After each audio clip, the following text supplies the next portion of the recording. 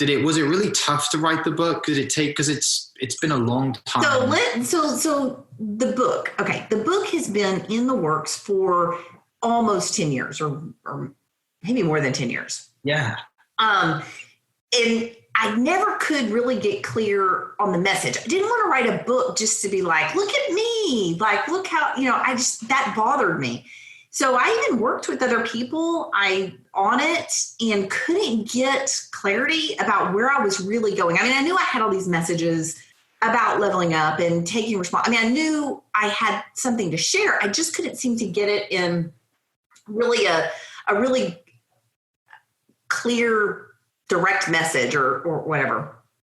So I kept struggling with it. Well, over a year ago, Thanksgiving 2018, my nephew and I are talking at Thanksgiving dinner about this book, and I did not know he had a master's degree in writing. I knew he was an attorney, didn't know he had a master's degree in writing. And so all of a sudden he starts talking to me about the book and about it. And, here's what I see. Because, he's lived it with me, it being in my family. He's like, here's what I see from the outside looking, and he starts talking. I'm like, you need to help me write this book. Like, you need to help me. And he's like, no, no, I don't want to help you write your book. Yeah. And so I was like, well, you got to help me, give me some direction or something. And so we planned lunch to meet for lunch and talk about it. I was hoping I could maybe talk him into it. He was going to come to lunch and give me the name and number of somebody else to put me in contact with. But he said that morning when he was getting up and looking at his day and remembering he had lunch with me and, I got to get her in touch with this other person. He said he just felt something in his heart, like, you're supposed to write this book. Like, you're supposed to help her. You're supposed to help her write this book. So he comes to lunch. We're meeting in Charleston's, and he sits down in the booth. He just looks at me and he just sighs, and he's like, I'm supposed to write this book with you. And I'm like, I know. So he didn't want to.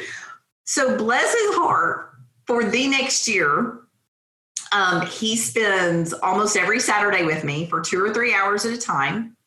Now, Saturday is my time to ride the bike. So the first time I was like, you understand, like, you're going to have to ride a bike with me. So I have 2 trainers that you put a bicycle on, 2 smart trainers. And so he rode my husband's bike and I rode my bike, and we rigged up the deal to set, his computer on and to record the conversation, and we would talk. And then during the week, he would play that back in the mornings before he went to his job as an attorney. He would write, and he ended up writing, because it is very difficult. There's so much that happened and so many little lessons that it gets scattered sometimes. And so he ended up writing, I want to say 5 different versions. It was 4 or 5 different versions of the book that got scrapped because we just, he was like, no, this isn't it, and he just kept trying to get it right. And so finally, we read the book, Hope Rising. And the book Hope Rising talked about this notion of hope being a verb. There was a sentence in the book somewhere that said hope is a verb. And that really resonated. It was like, hope is a verb. That's right. And hope is a actual, pathway, and you have agency and over that, and build community around yourself and accountability to get there. And that is what hope is all about, because it's you taking this path and taking these actions and doing this thing. And so that's where this hope is a verb thing came from.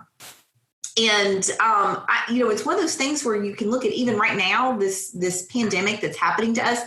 There was I think we've all been all over the place, with this. Like, you have one day where you think, oh, we're going to get through this. This is going to pass, and then you have other moments where you hit a low because you're scared and you don't know what's going to happen and what, financially and all kinds of things.